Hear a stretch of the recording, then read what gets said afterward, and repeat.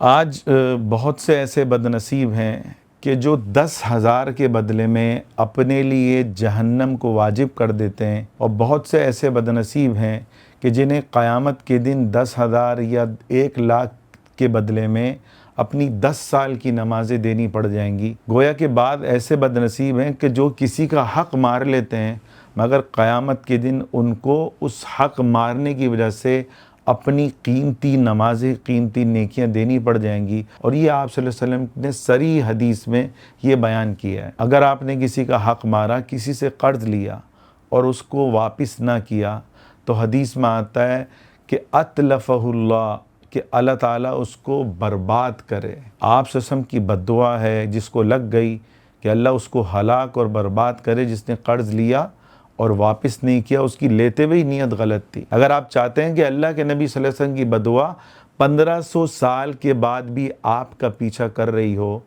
تو آپ کسی کا قرض لیں اور واپس نہ کریں۔ تو میرا عزیزو، بہت خطرناک بات ہے۔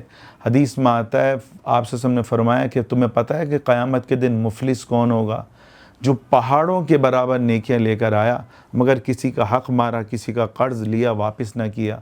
اس کو اس دن اپنی نمازیں، اپنی نیکیاں اس شخص کو دینی پڑیں گی، اور وہ جنت میں جاتے جاتے حدیث میں آتا ہے جہنم میں بھیج دیا جائے گا۔ یاد رکھیں، جو بندہ کسی کو دھوکہ دیتا ہے، اس کو پیسے واپس نہیں کرتا، وہ ان پیسوں کے بدلے میں جہنم کو خرید رہا ہے، جہنم کو اپنے پہ واجب کر رہا ہے۔ دنیا میں کسی کا قرض کھانے والا کامیاب لگتا ہے، لیکن اللہ کی قسم قیامت کے دن اس سے بڑا مفلس اور اس سے بڑا بیوقوف کوئی نہیں ہوگا، جس نے قرض لیا، واپس نہیں کیا، ان پیسوں سے اس کی اولاد عیاشی کر رہی ہے، اس کو قبر میں بھی چتر پڑ رہے ہیں، اور قیامت کے دن بھی اس کا بدترین انجام ہوگا۔ سوچیں کہ آپ نے کسی کا قرض لیا، کسی کو دھوکہ دیا، کسی پر ظلم کیا، اور قیامت کے دن آپ کی نیکیاں اس کو دے دی جائیں۔ قرآن میں تو آتا ہے گناہ اور نیکیاں دونوں تولی جائیں گی، ایک نیکی بھی کم ہو جائے گی، بندہ جہنم میں چلا جائے گا۔ سوچیں، آپ جنت میں جا رہے ہوں گے اور آپ کو روک لیا جائے گا۔ حدیث میں آتا ہے ایسے بعض کو پلسرات پہ بھی روک لیا جائے گا۔ تو جب آپ کو روک لیا جائے گا، پھر حساب ہوگا کہ اس نے تو فلاں کے پیسے لیے اور واپس نہیں کیے، تو آپ کی نیکیاں دوسرے کو ٹرانسفر ہو جائیں گی اور وہ جنت میں چلا جائے گا، آپ جہنم میں چلے جاؤ گے۔ تو بھائی، ایسی بیوقوفی کرنے سے بچو۔ یاد رکھیں، چند ہزار کے بدلے جہنم کو خریدنا اللہ کی قسم بدترین تجارت ہے۔ اس کا نقصان تو چند ہزار کا ہے، لیکن جس نے ظلم کیا، اس کی تو آخرت برباد ہو گئی، اس کی دنیا بھی برباد ہو گئی۔ حدیث میں صاف آتا ہے کہ مظلوم کی بد دعا سیدھا عرش تک جاتی ہے، چاہے وہ کافر ہی کیوں نہ ہو۔ اس حدیث کو ہمیشہ غور کریں۔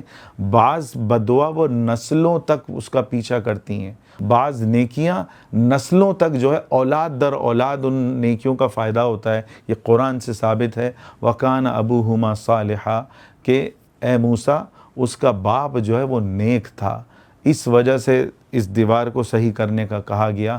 یہ لمبا قصہ ہے جو قرآن میں بیان ہوا ہے، موسیٰ علیہ السلام اور خضر علیہ السلام کی ملاقات والے واقعے میں۔ حدیث میں آتا ہے کہ قرض دار کا، جو مقروض ہے، جس نے قرض لیا، اس کا ٹال مٹول کرنا یہ ظلم ہے۔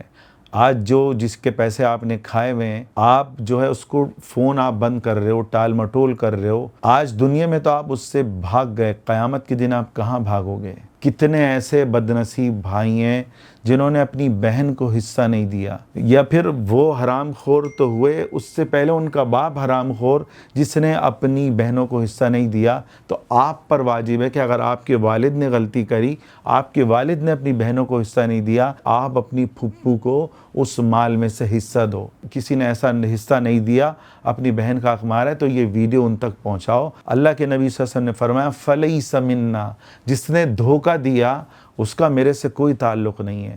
دنیا کا سب سے بڑا خسارہ کیا ہے کہ چند نوٹوں کے بدلے میں اللہ کے غصے کو، اللہ کے غضب کو خرید لینا، کہ اللہ تعالیٰ نظر رحمت سے بھی نہیں دیکھے گا کہ یہ وہ بندہ ہے جس نے میرے بندے کو ساری زندگی دکھ دیا اور اس کا مال ہڑپ لیا۔ تو میرا عزیزوں، کسی کا حق مارنا، کسی سے قرض لیا واپس نہ کیا، اور کسی کو دھوکہ دیا، کتنا بڑا خطرناک ہے۔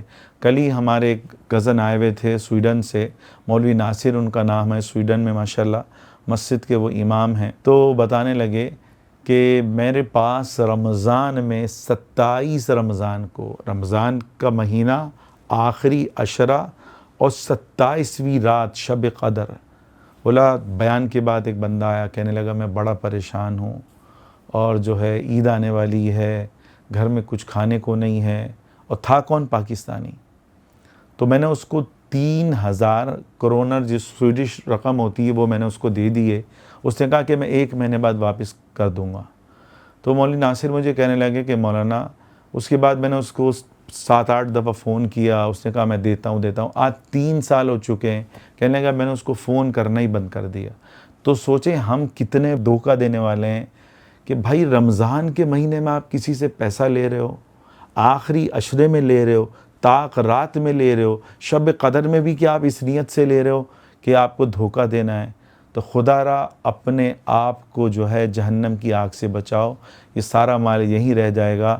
اللہ تعالی ہم سب کو جو ہے لوگوں کا حق لوٹانے کی توفیق عطا فرمائیں، اور یہ بڑی اہم ویڈیو اس کو زیادہ سے زیادہ پھیلائیں تاکہ کسی نے اگر کسی کا حق مارا ہو، کسی کے پیسے لیے اور نہ لوٹائے، تو بھائی اس کو تھوڑا سا خوف پیدا ہو، یا پھر کسی نے اپنی بہن کا حق مارا ہو تو بھائی اس کو زیادہ سے زیادہ پھیلائیں۔ اللہ تعالی ہمیں دین کی باتوں کو زیادہ سے زیادہ پھیلانے کی توفیق عطا فرمائے۔ یاد رکھیں عبادت کرنا بہت آسان ہے، کسی کا حق لے کر اس کو لوٹانا یہ جو ہے نا بہت بڑا کام ہے، اور ہم اسی میں کمزور ہیں۔ اللہ تعالی عمل کرنے کی توفیق عطا فرمائے۔